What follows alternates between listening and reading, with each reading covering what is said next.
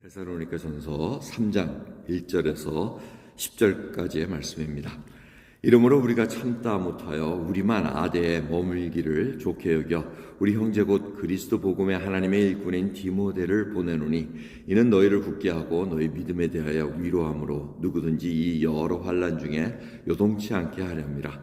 우리로 이것을 당하게 세우신 줄 너희가 친히 알리라.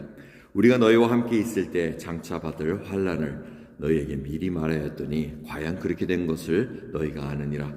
이러므로 나도 참다 못하여 너희 믿음을 알기 위하여 보내었노니 이는 혹 시험하는 자가 너희를 시험하여 우리 수고를 헛되게 할까 함이더니 지금은 디모데가 너희에게로부터 와서 너희 믿음과 사랑의 기쁜 소식을 우리에게 전하고 또 너희가 항상 우리를 잘 생각하여 우리가 너희를 간절히 보고자 함과 같이 너희도 우리를 간절히 보고자 한다니 이러므로 형제들아 우리가 모든 궁핍과 환난 가운데서 너희 믿음으로 말미암아 너희에게 위로를 받았노라.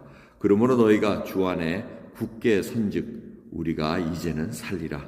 우리가 우리 하나님 앞에서 너희를 인하여 모든 기쁨으로 기뻐하니 너희를 위하여 능히 어떠한 감사함으로 하나님께 보답할고 주야로 심히 간구함은 너희 얼굴을 보고 너희 믿음의 부족함을 온전케 하려 함이라. 아멘. 이 사도 바울이 데살로니가 교인의 소식이 궁금했다는 겁니다. 그래서 디모데를 보냈는데 이 뒷배경은 사도행전 14장에 이렇게 쭉 나와 있습니다. 이제 데살로니가 갔다가 베레아로 갔다가 그 다음에 아덴으로 갑니다. 그래서 사도 바울이 아덴에서 말씀을 전하다가 이 일행을 만납니다. 그래서 실라와 디모데가 오니까 디모데를 빨리 데살로니가 너 좀 가서 알아봐라, 좀 궁금하다 하고 보내고 그 다음에 실라도 마게도냐로 보냅니다. 그리고 자신은 고린도로 갑니다. 그래서 고린도에서 말씀을 전하고 있다가 이제 일행이 합쳐지니까 힘있게 예수 그리스도의 복음을 전파한 얘기가 여러분 기억이 나실 겁니다. 자, 그런 뒷배경 속에서 지금 디모데를 보냈고 자기가 정말 이런 환난이 오는 것을 알기에 자신이 환난을 얼마나 당했습니까? 그 팀이 정말 엄청난 핍박을 받으면서 예수 그리스도를 계속 전파하고 있었는데 그 환난이 데살로니가 교회도 올 거라고 예언을 했고 이 말씀을 드렸고 그리고 그 일을 당했다는 것을 들으니 지금 궁금했었다는 겁니다. 그래서 보냈는데 오늘 말씀의 참 키포인트는 여러분들이 큐티할 때 정하시겠지만 저는 3절의 말씀입니다. 누구든지 여러 환난 중에 요동치 않게 함이라. 이 말씀을 합니다. 요동치 않는다는 거, 흔들리지 않는다는 겁니다. 요동한다는 건 뭡니까? 자기가 믿음은 있는데 갑자기 뭔가 상황이 닥칩니다.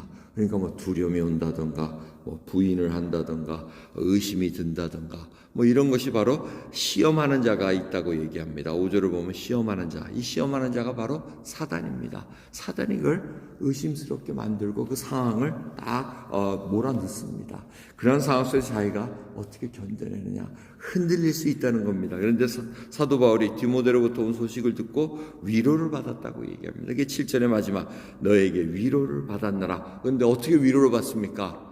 계속해서 의심하고 있습니다. 계속해서 두려움에 떨고 있습니다. 우리가 도와줘야 됩니다. 이걸로 위로받은 게 아니고 뭐라 그럽니까? 7절 이러므로 형제들아 우리가 모든 궁핍과 환난 가운데서 너희 믿음으로 말미암아 너에게 위로를 받았노라 얘기합니다. 믿음으로 말미암아 이게 뭡니까? 잘 이기고 있다는 겁니다.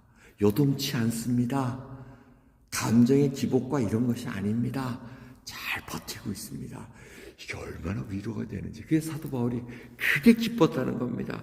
야 정말 그런 기쁨 속에서 너희 믿음의 부족함을 온전케 하려 함이라. 이 10절 보면은 그 얘기를 합니다. 이 얘기는 이제 어디로 연결되냐면 다 잘하고 견디고 있는데 거기에 부족한 게 뭐가 있냐면은 지금 주님의 재림에 관한 소식에 조금 약하고 있다는 것, 거기에 막 흔들리고 있다는 것을 알기에 그걸 이제 채워주겠다 이제 그 얘기를 나중에 쭉 하고 있습니다. 그러니까 사도 바울이 이 글을 쓸 때 지금 모든 것을 집중하고 있고 어디에 있다는 것을 분명히 알려주면서 지금 쓰고 있는 것을 볼 수 있습니다. 여러분 요동치 않는 것, 여러분 오늘 이 말씀을 가지고 한번 생각해보세요. 나는 요동하고 있는가? 우리들이 요동하면은 위로를 못 받습니다. 생명 공동체의 모든 자들이 무슨 상황이 닥쳤을 때, 가정에서도 마찬가지입니다. 무슨 일이 당했을 때 믿음의 아버지와 믿음의 어머님이 굳건하게 하나님을 바라보는 믿음으로 딱 나가야 돼요. 뭐 이게 어디 저 호떡집에 불난 것처럼 와자자자 먹는 거 난리가 나고 뭐 그냥 성질이 이래가지고는 믿는 자에 요동할 수밖에 없습니다.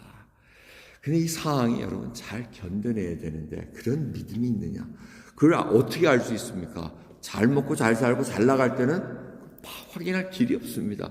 뭔가 툭 하고 환란이 일어나야 됩니다. 고난이 일어나야 됩니다. 어려움이 일어나야 돼요. 그게 뭐 인간관계일 수도 있고 삶의 뭐 환경일 수도 있을 수 있고 여러 가지 속에 그 속에서 내가 요동치 않고 하나님만 바라보고 하나님 속에서 믿음이 있는가. 그래서 예수님께서 베드로에게 뭐라고 얘기하십니까? 야 베드로야 시몬아 네가 사단의 밀가부로도 너를 청구했으나 내가 너 믿음이 떨어지지 않기를 위해 기도한다. 기도했다 그러시고 그게 다 해결되면 이제 돌이켜서 너희 형제들을 굳게 하라 그렇게 말씀하십니다. 그러고 나서 어떤 일이 일어납니까? 베드로가 부인합니다. 요동쳤다는 얘기죠. 막 그냥 난리가 났죠. 그리고 자기가 막 디프레스가 되고 다운이 되고 난리가 났습니다. 그 후에 믿음은 떨어지지 않았습니다. 예수님 부활하신 예수님을 만나면서 다시 한번 일어설 수 있는 또 하나는 믿음으로 쓰는 것을 볼 수가 있습니다. 이처럼 믿음으로 쓴다는 게 어마어마한 힘을 갖고 있고 믿음으로 쓴다는 것은 내 스스로 할 수 있는 것이 아니고 이미 주님께서 우리를 위해서 기도하셨다는 겁니다. 거기에 힘을 얻고 나가야 되지 내 의지로 내 힘으로 이게 되지가 않습니다. 누군가 옆에서 기도하고 있고 누군가 주님께서 이미 벌써 우리를 위해서 기도해 주셨고 믿음이 떨어지지 않기를 여러분 그래서 저희들도 여러 형제들 자매들을 위해서 기도할 때는 믿음이 떨어지지 않게 하옵소서. 그래야 요동치 않고 이제는 하나님만 바라볼 수 있고 주님만 주목해서 밝히 볼 수 있는 그 믿음으로 가게 하옵소서라는 그 기도가 필요합니다. 오늘도 귀한 하루 시작합니다.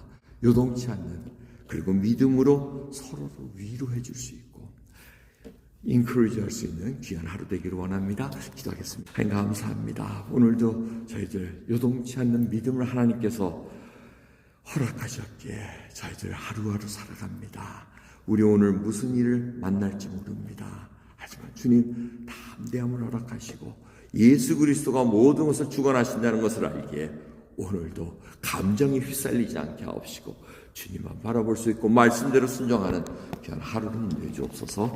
감사드리며 예수 그리스도 이름으로 기도드리옵나이다. 아멘.